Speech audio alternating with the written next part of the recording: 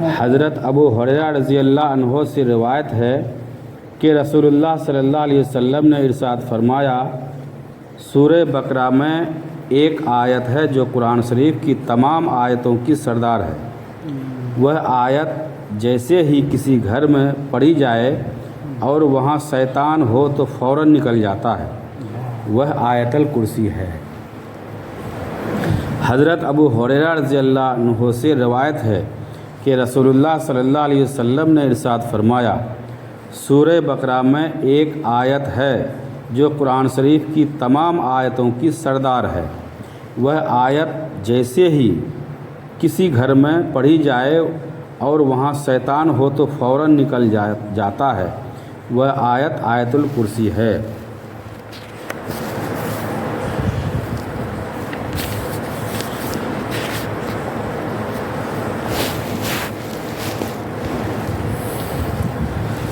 حضرت ابی بن کعب رضی اللہ عنہ روایت کرتے ہیں کہ رسول اللہ صلی اللہ علیہ وسلم نے مجھ سے ارشاد فرمایا،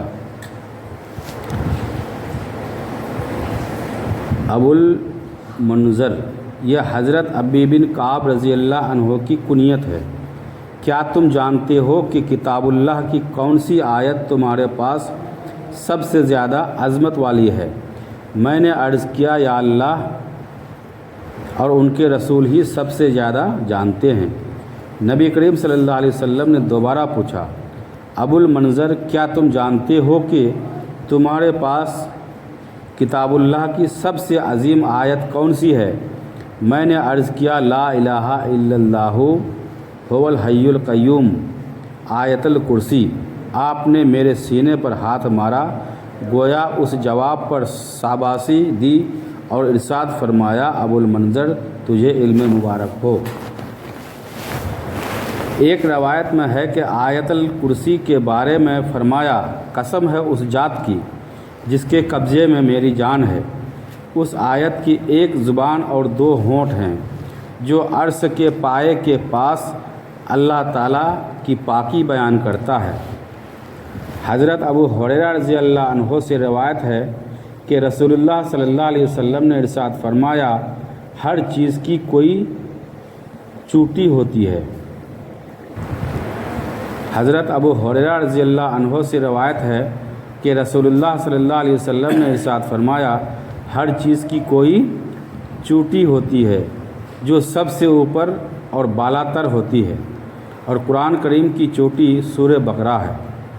اور اس میں ایک آیت ایسی ہے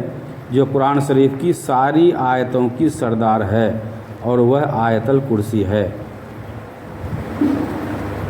حضرت نعمان بن بشیر رضی اللہ عنہما سے روایت ہے کہ نبی کریم صلی اللہ علیہ وسلم نے ارشاد فرمایا، آسمان و زمین کی پیدائش سے 2000 سال پہلے، آسمان اور زمین کی پیدائش سے پہلے 2000 سال پہلے اللہ تعالیٰ نے کتاب میں لکھی،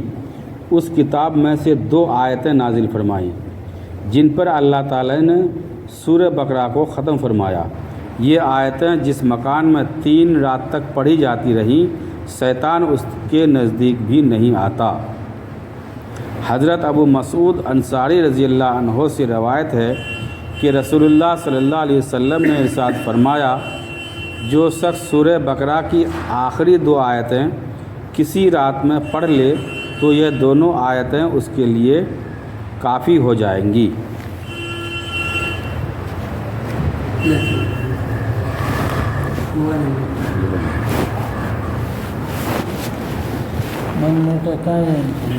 ابھی تو کم لاسٹ اللہ تعالیٰ کا ارشاد ہے، تقوی والوں کی صفات میں سے یہ ہے کہ وہ لوگ جب کھلم کھلا کوئی بے حیائی کام کر بیٹھتے ہیں یا اور کوئی بڑی حرکت کو یا بری حرکت کر کے خاص اپنی ذات کو نقصان پہنچاتے ہیں، تو اسی لمحہ اللہ تعالیٰ کی عظمت و عذاب کو یاد کر لیتے ہیں، پھر گناہوں کی معافی چاہنے لگتے ہیں، اور بات بھی یہ ہے کہ سوائے اللہ کے کون گناہوں کو معاف کر سکتا ہے، اور وہ برے کام پر وہ اڑتے نہیں، اور وہ یقین رکھتے ہیں کہ توبہ سے گناہ معاف ہو جاتے ہیں، یہی وہ لوگ ہیں جن کا بدلہ ان کے رب کی جانب سے بخشش اور ایسے باغ ہیں جن کے نیچے نہریں بہہ رہی ہیں۔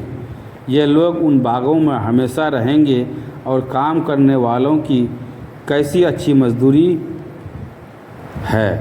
اللہ تعالیٰ نے ارشاد فرمایا، اور اللہ تعالیٰ کی یہ شان ہی نہیں ہے کہ لوگ استغفار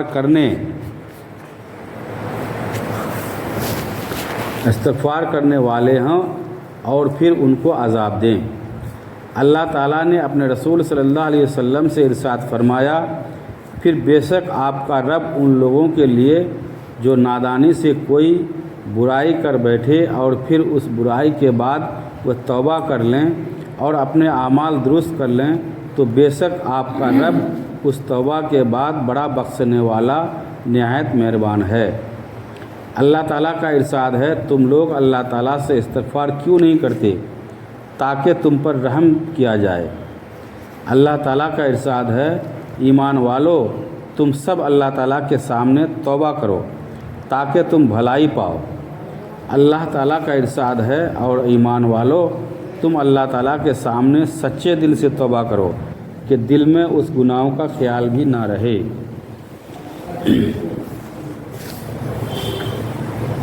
حضرت جابر بن عبداللہ رضی اللہ عنہما نے